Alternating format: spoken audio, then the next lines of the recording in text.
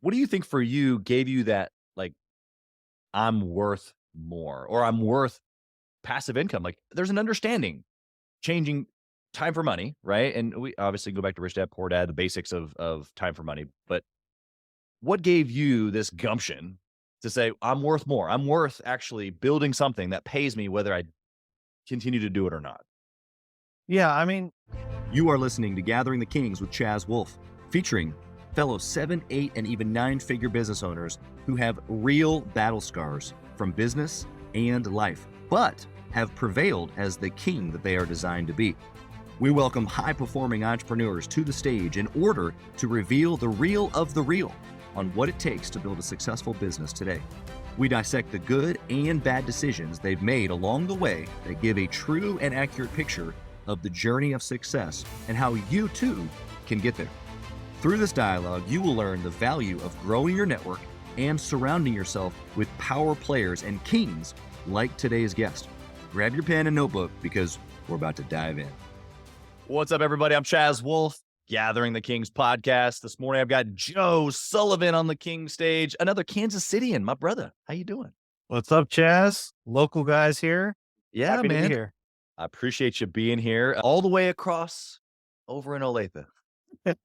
Yeah, a total of 20, 25 minutes away. Yeah. You know, I told this to you before we hit the record button, but I really am looking to level up the studio here and have some folks come here. And gosh, we've had a lot more people from Kansas City on the show than I would have thought, but it just pushes me every single time. I'm like, man, I really got to do this. So coming soon. Joe, tell us what kind of business that you have, brother. I am a multifamily owner, operator, and investor. Love it. Love it. Everything multifamily, right?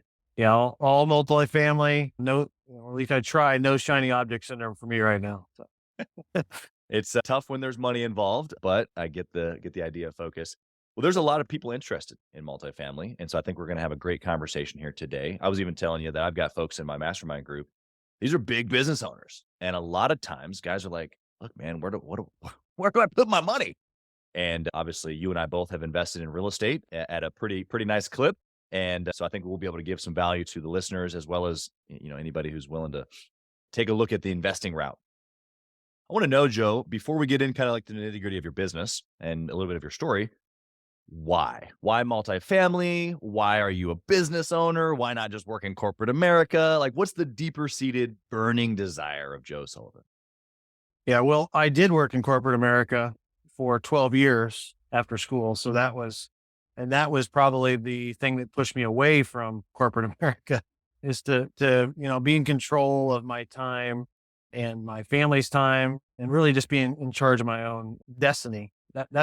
That's the big why. I've got four kids, 4 girls, ages 11 down to 2, and wanted to, I'm doing this for them essentially. I feel like I have a greater purpose than that. I haven't really pinpointed exactly what that is. I will find it someday, but I just have this feeling. Yeah. But the first and foremost, it's for my children and their Yeah. children. Yeah. And did I hear you right and say you had 4 Yeah, girls? 4 girls. Yeah, 4 girl girls. dads. Yep.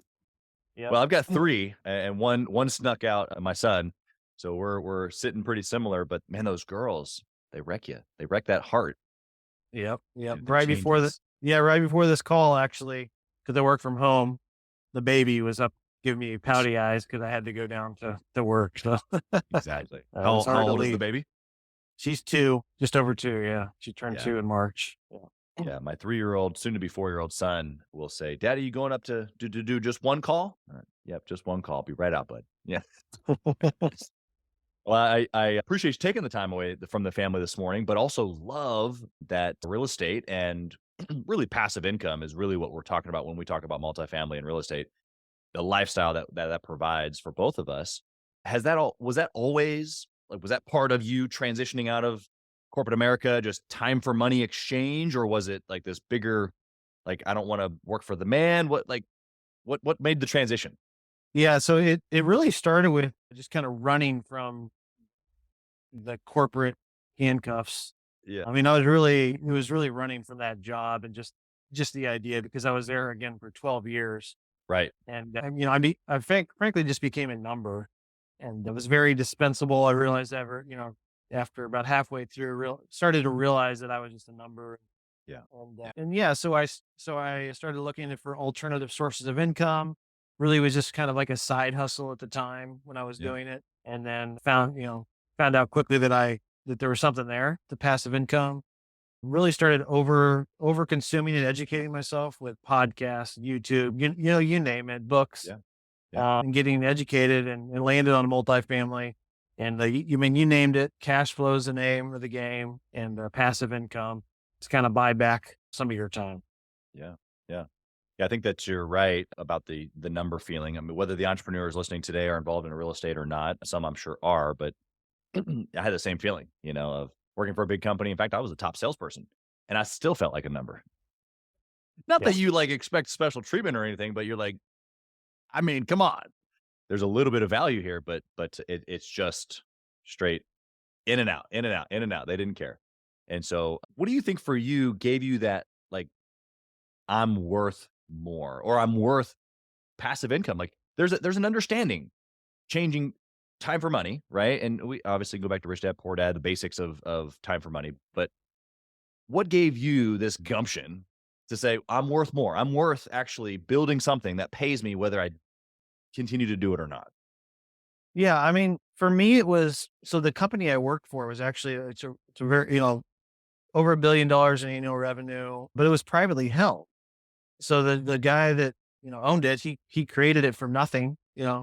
Very talented guy, but I was making him a lot of money. I mean, candidly. So it was like that's like why am I doing this for him? Basically, I'm working for him and creating his dream. I'm helping him create his dream. So it's like, what about my dreams and Yeah. for my family? So for me, it was a little bit of a light switch at one point. It's like I'm working 60, 70, 80 hours sometimes, crazy hours for somebody else Right. for their dream and for their family. It's like, why let's pivot and do this for my family.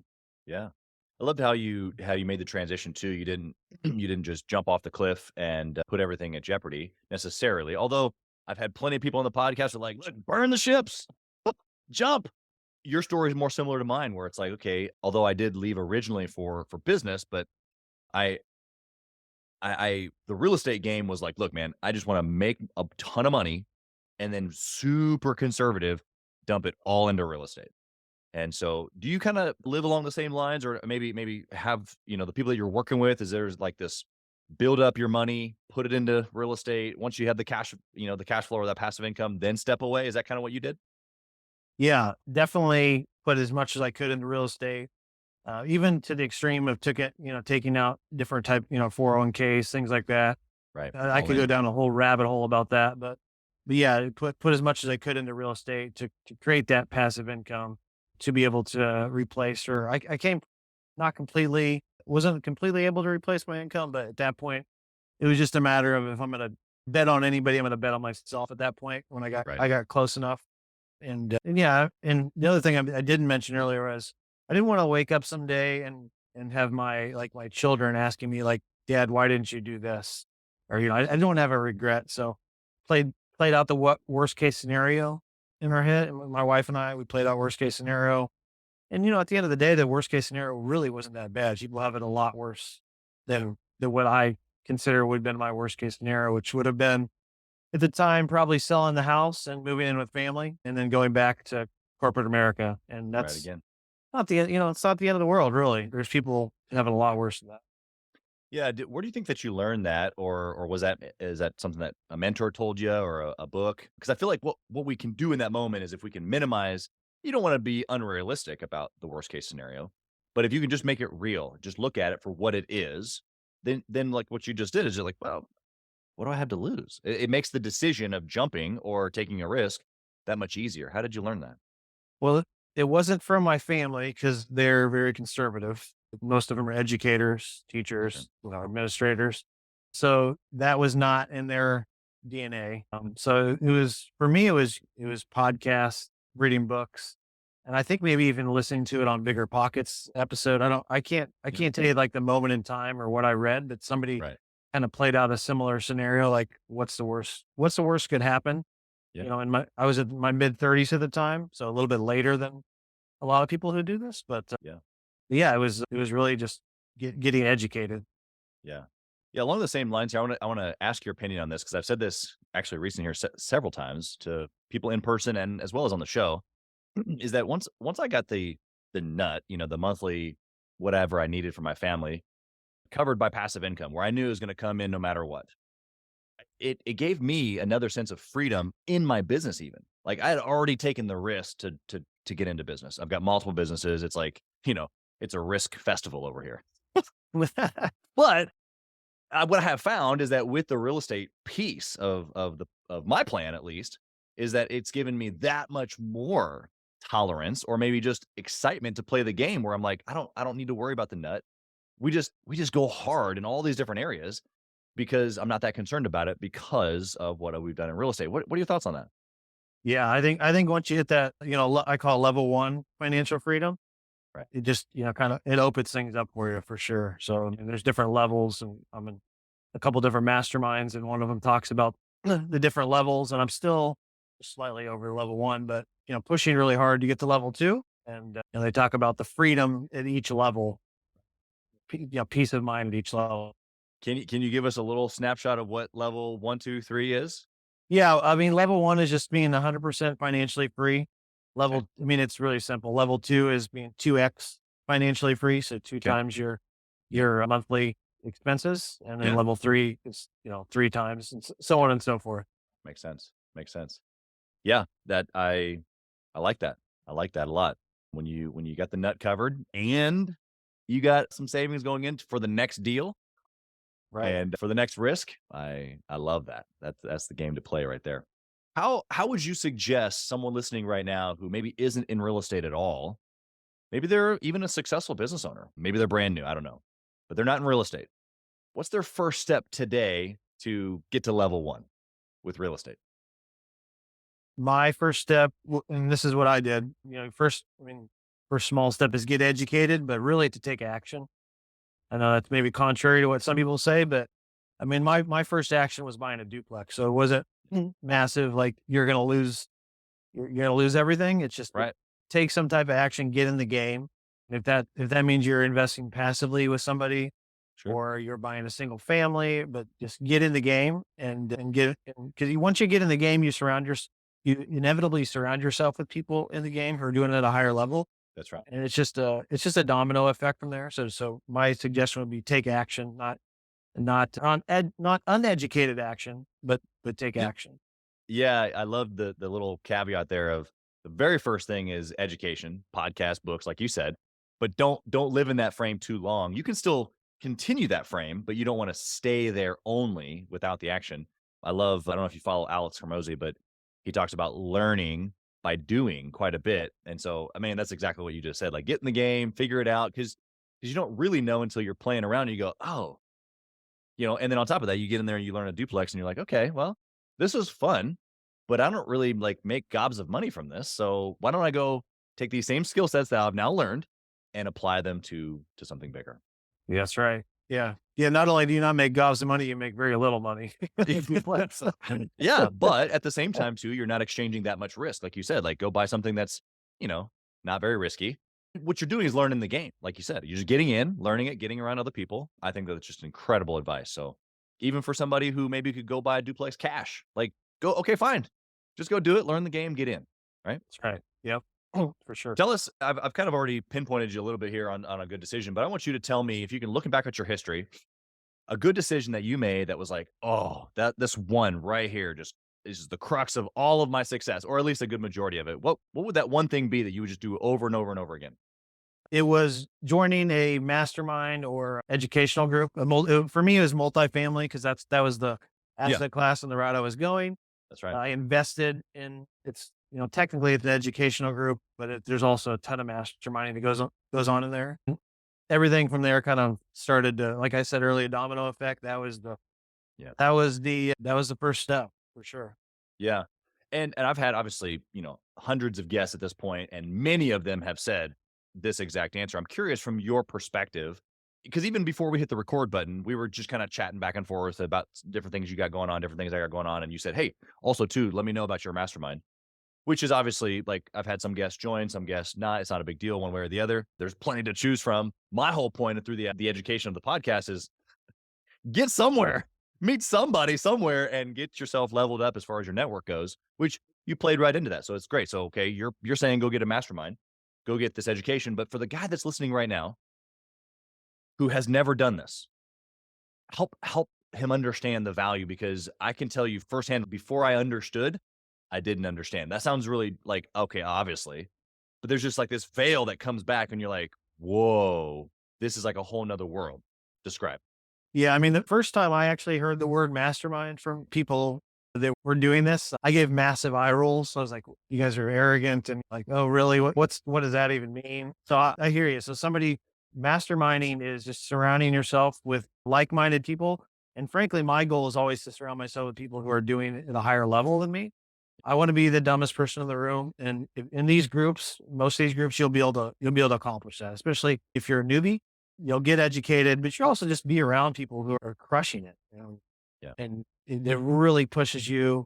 I would say it's not necessarily competitive, but you see somebody have success and it's like success leaves clues. So like, how are they, how are they doing? How did, for me at the time, it was like, how did that person buy a 150 unit apartment complex? Right. Like, I want to be in their proximity. Yeah. So, just get in the room and just follow their lead essentially. Yeah. I like how you've described it's not necessarily a competition, but rather like a transfer of courage. I Like like that. you Yeah. get into the room, like you said, and you're like, oh man, if Joe can do it, well, surely I could do it. I like Joe. Joe seems cool, but like Joe puts his pants on like I do. Chaz puts his pants on like I do. Like there's nothing special about you or me other than maybe my beard. No, I'm just kidding. The reality here is that anybody can do it. And so when you step into a room of people that are at a high level, I think it's twofold what you just said. Like number one, I can learn from this person. Number two is you realize if he can do it, I can do it. And that's the transfer of courage. Would you agree?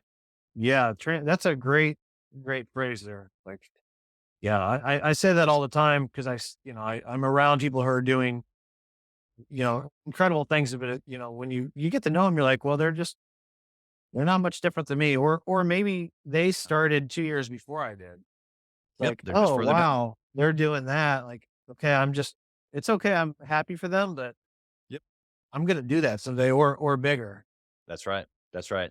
Yeah, I've got one of my mastermind members. He said this when he first joined too. He obviously has stayed in the lane, but I was just asking for some opinions the other day, just about the value of the group and stuff. And he said, "Look, man, I knew just by meeting you and a few of the other guys that I was going to have to show up each time leveled up, regardless of any information that I learned, regardless of any relationship that I was even building yet. I just knew I was showing up to a room of players that I had to just level up each time because I knew that they were leveling up each time." And it's like that, even in itself, this energy, we don't even say anything. Just know that I'm getting my stuff done. You're getting your stuff done. We're going to the next level. Man, you don't want to get left behind in that. That's the competition or the rallying spirit that you're talking about, right? That's right. Yeah, I love that. It's good energy, man. What about a bad decision? Something that you did that we can stay far, far away from. Yeah. So after I had started my journey in multifamily, I had already acquired a couple, I think a 40 unit and a 60 unit property. I kind of dipped my toes back into a single family Mm, with a friend and business partner that I already done a deal with. And a lot of my mentors had told me to stay away from the smaller stuff. And I didn't. And that deal has been, frankly, it's been a nightmare. Mostly because we went over budget. That wasn't as big of a deal because real estate over time, you can kind of weather the storm there. But it was more about the time, the time it took me to acquire and rehab and do the work with the partner. I could have bought, I don't know how many apartment complexes at the same time and, made X amount of more money. So I got shiny object syndrome. I think I mentioned that earlier. And that was a mistake for sure. yeah, and I think that actually it's interesting because real estate itself can be potentially the same thing for an entrepreneur. So an entrepreneur listening today and they've got a business in the trades or technology or marketing, whatever, and they know that assets, passive income, all this stuff, cash flow that we're talking about is like, ooh, yes, yes. but their biggest asset is their business.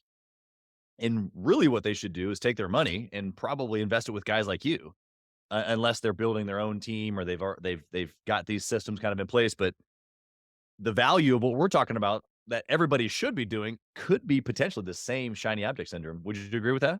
Yeah, for sure. Yeah, just, stay in your lane.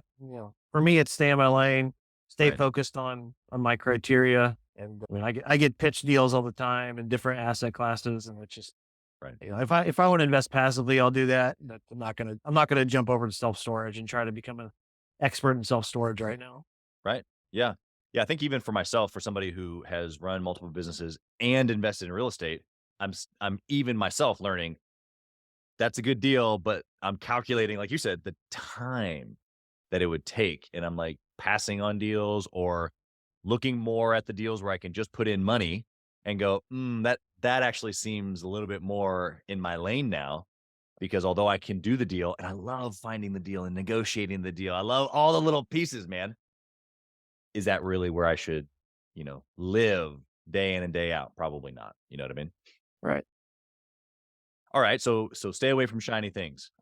Yeah. How do you how do you really do that? Because Joe, you and I both know that opportunities come across every single day.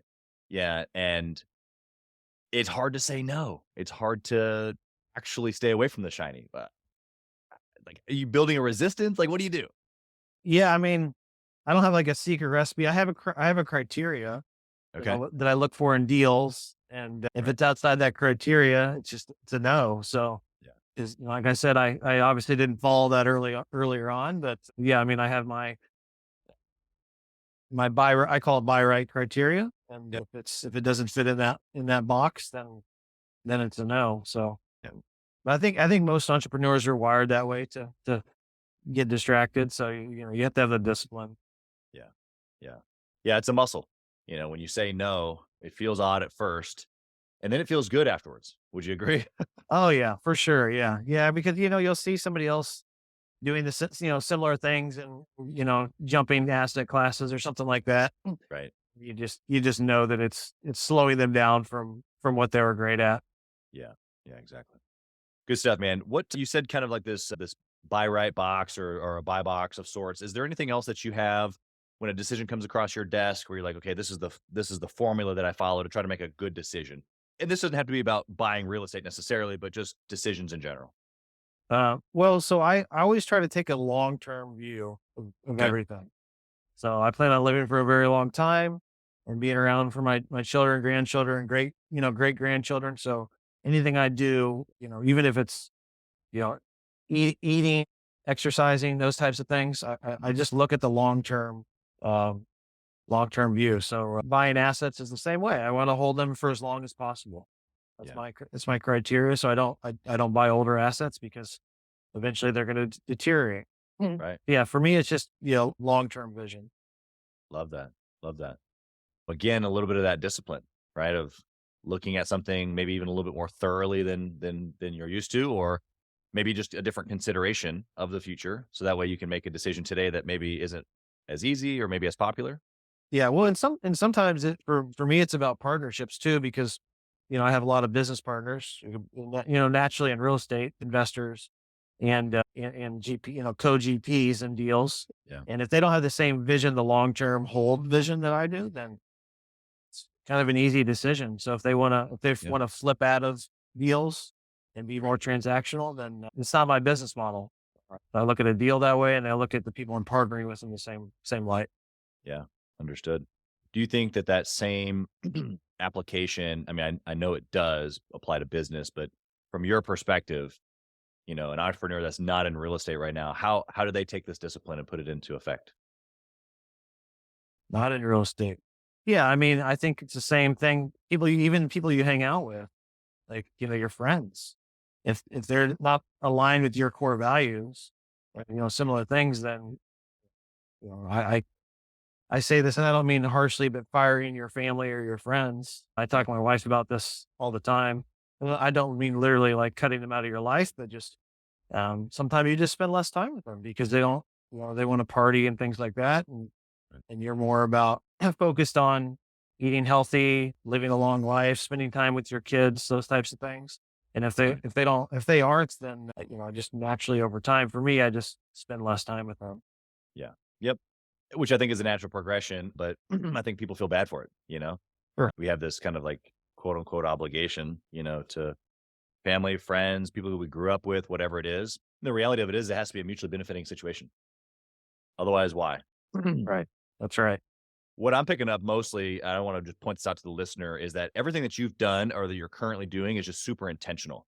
From the time that you spend with people to the buy box of what kind of property you're buying to how you're making disciplined decisions for the long term of future generations.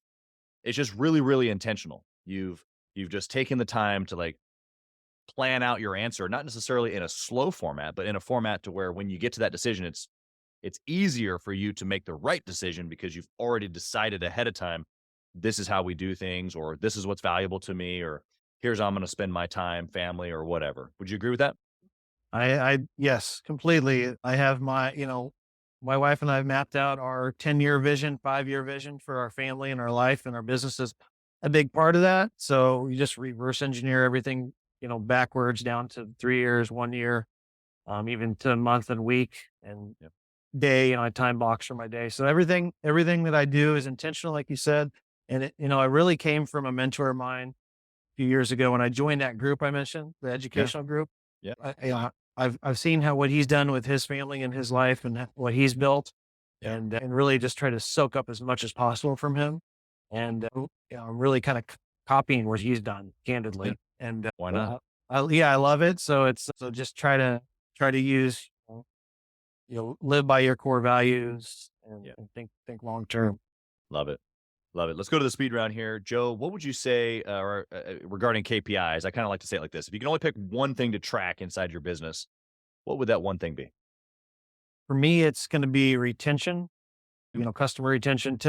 More specifically, it's like renewals for leases. Okay. It saves us money, and in a lot of cases, the last couple of years, it's been increases in the rent too. So Yeah. makes us more money and saves us money all at the same time. Yeah. Yeah.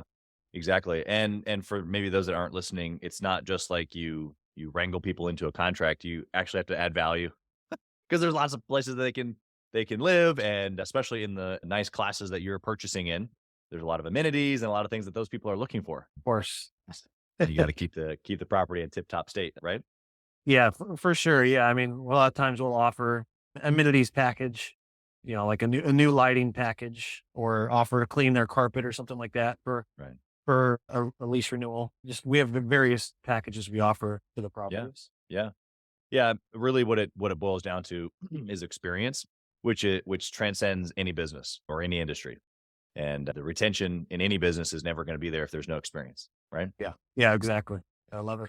Well, okay. What you've mentioned a handful of times now, education, platforms, or sorry, podcasts, books.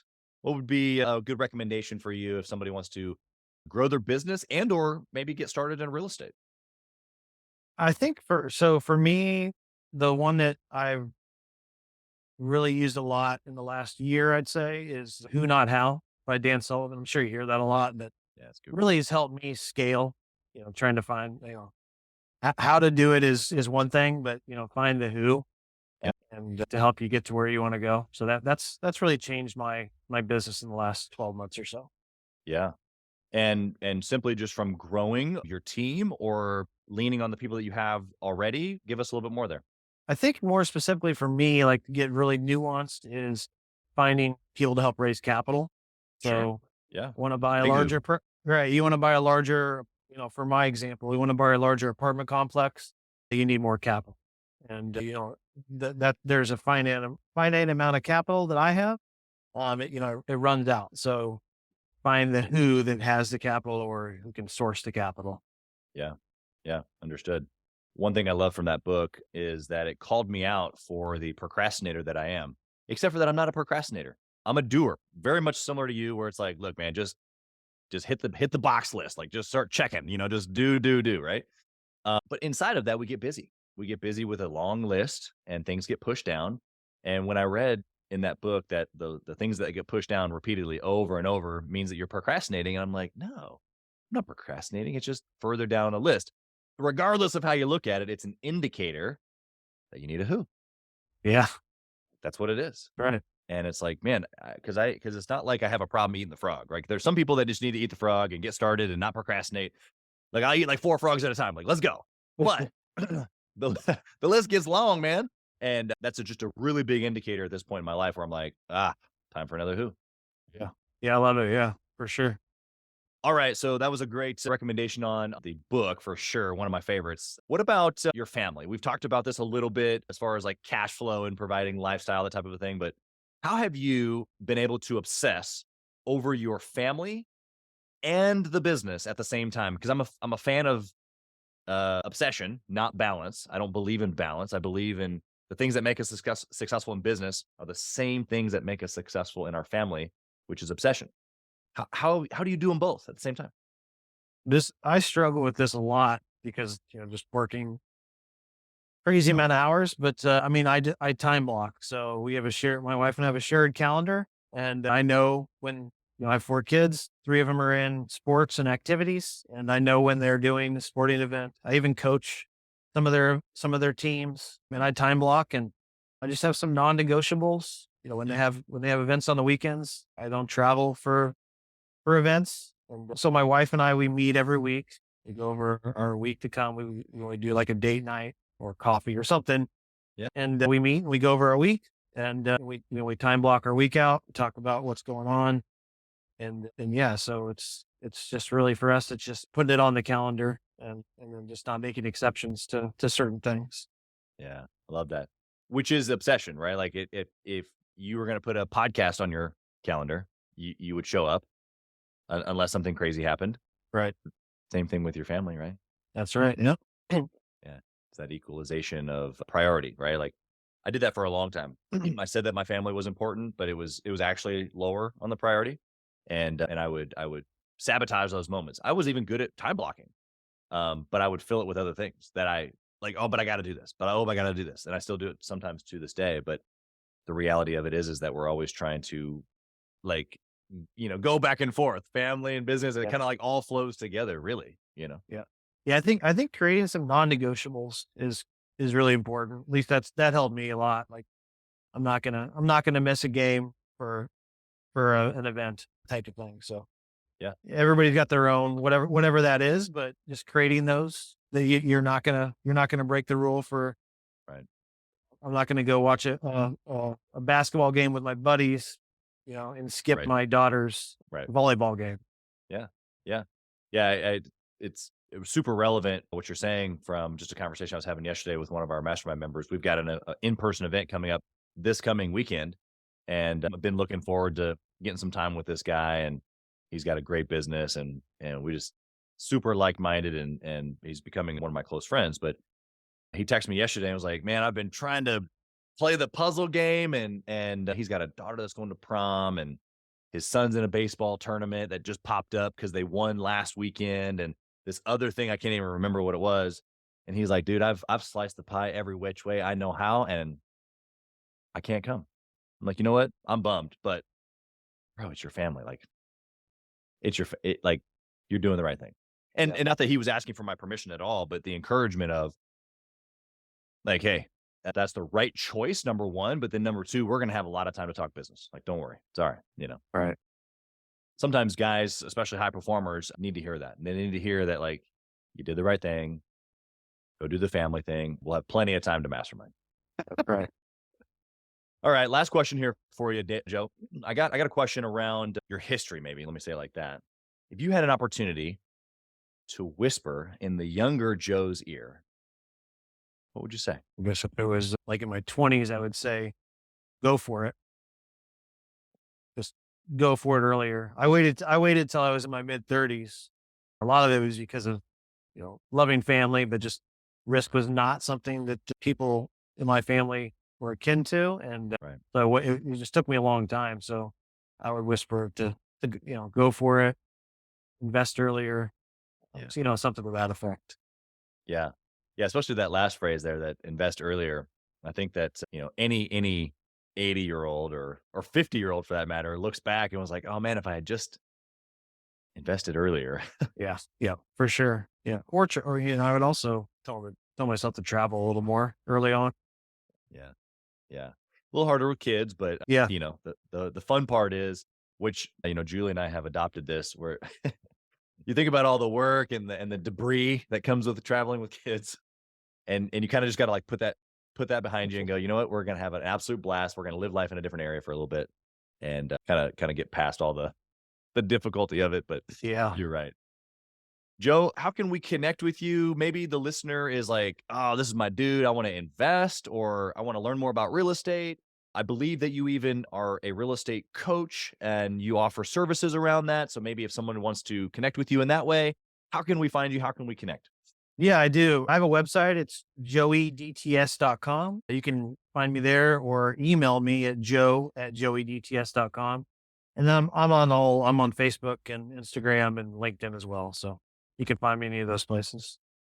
Awesome, man. Well, we appreciate the opportunity not only for you just to download some just incredible pieces of your story, but just being honest and helping us kind of work through a few things here this morning. Blessings on your family and all your properties, all the things that you got going on in 2023. And we appreciate you being here, Joe. Yeah. Thanks for having me. Appreciate it. Thank you for listening to Gathering the Kings today. I hope that you were able to pull out a few nuggets to go apply into your business right away. More importantly, though, I hope that you're realizing that it takes more to be successful than just being by yourself, doing it all on your own, carrying the weight all by yourself. What I have realized, not only in my own journey from multiple businesses and multiple different industries, and now interviewing literally over 200 or 300 other very successful 7, 8, and 9-figure business owners, is that it's tough to do it alone. And so Gathering the Kings literally exists to bring together successful entrepreneurs. In fact, we are putting together 1,000 kings, specifically who are grateful but not done. We're intentionally assembling kings who fight tooth and nail for their business, family, and communities. And here's what we believe, that in the pursuit of excellence in those areas, that it ignites within us the responsibility to govern power and forge a lasting legacy. So if that relates and resonates with you, and you know that you need people around you, sharp, qualified, other very successful business owners, I want you to go to gatheringthekings.com. I want you to take a look at what we're doing and see if it makes sense for you to be part of our pursuit to 1,000 kings. Talk soon.